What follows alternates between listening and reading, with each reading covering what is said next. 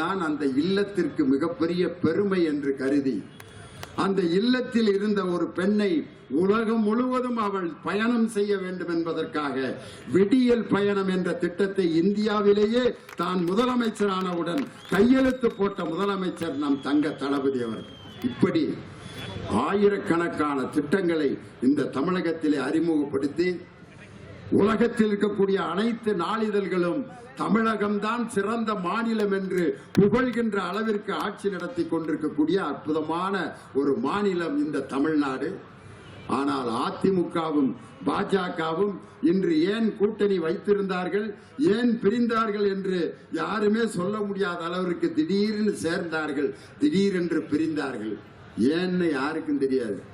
இன்னைக்கு பாருங்க, இன்னைக்கு அந்த அதிமுகங்கிற கட்சி படுற பாடு. அந்த பொதுச் செயலாளர் எடப்பாடி பழனிசாமி அவர்கள் ஒரு கேள்வி கேட்கிறாங்க பத்திரிகைக்காரங்கள்லாம், ஆரியத்திற்கும் திராவிடத்திற்கும் என்ன வேறுபாடு?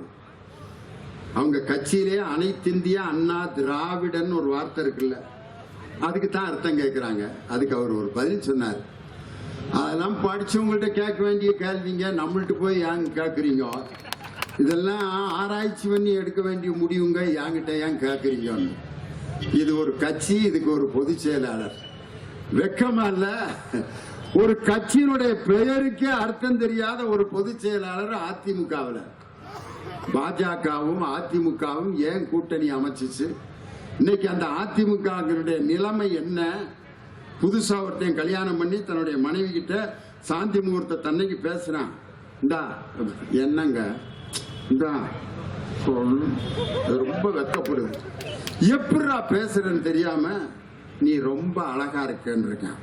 போங்க, நீங்க ஒரு பைத்தியம். அவனுக்கு என்னன்னா நம்மளை எப்படா அவ கண்டுபிடிச்சா அப்படியே பார்த்துட்டு அது எப்படி உனக்கு தெரியும் அப்படின்னு. நீங்க பைத்தியார் ஆஸ்பத்திரியில 6வது வார்டுல இருந்தீங்கல்ல, நான் 7வது வார்டுல இருந்தேன்.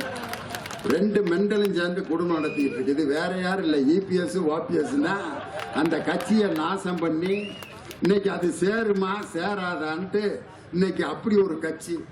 அதுல சட்டமன்றத்தில் எடப்பாடி பழனிசாமி ஓபிஎஸும் பக்கத்துல உட்கார்ந்து இருந்தாங்க பாரு. இது மாதிரி ஒரு கொடுமை உலகத்துல வேற எதுவுமே பிடிக்காத ஆளு கூட நாள் முழுவதும் இதுக்கு பேசாம காரமட ரங்கநாதர் கோயில் வாசல் உட்காந்து பிச்சை எடுத்து பொழைச்சிடலாம் உட்காந்து.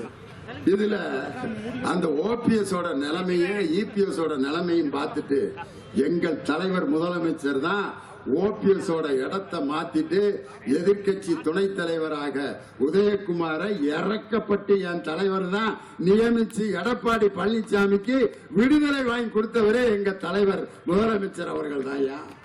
இப்படி கேடுகட்ட அதிமுக பாஜக ஒரு பக்கம், யாரு கூட கூட்டணி வைக்கிறது வைக்க கூடாதுன்னு முழிச்சுக்கிட்டு முடிவிதிங்கி கிடக்கக்கூடிய அந்த கட்சிகளுக்கு மத்தியில் இந்தியாவை ஏமாற்றிக் கொண்டிருக்கக்கூடிய நரேந்திர மோடியின் அந்த ஆட்சியை, அந்த கூட்டணியை வீழ்த்தி மதச்சார்பற்ற ஒரு ஜனநாயக ஆட்சியை இந்திய கூட்டணியின் சார்பாக டெல்லியிலே நிறுவப் போவது நம் தங்க தளபதி அவர்கள்தான்.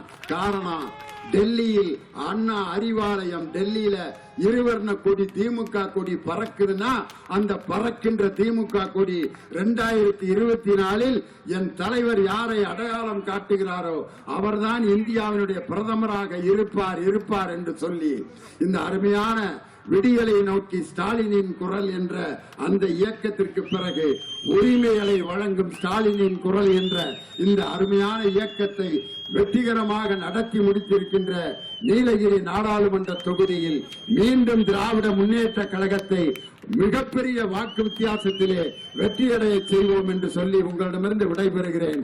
நன்றி, வணக்கம். பாதகம் செய்பவரை கண்டால் நாம் பயங்கொள்ளலாகாது பாப்பா. மோதி மிதித்து விடு பாப்பா, அவர் முகத்தில் உமிழ்ந்து விடு பாப்பா. அண்மை செய்திகளை உடனுக்குடன் தெரிந்து கொள்ள இணைந்திருங்கள் இயம்நாடு தொலைக்காட்சியுடன்.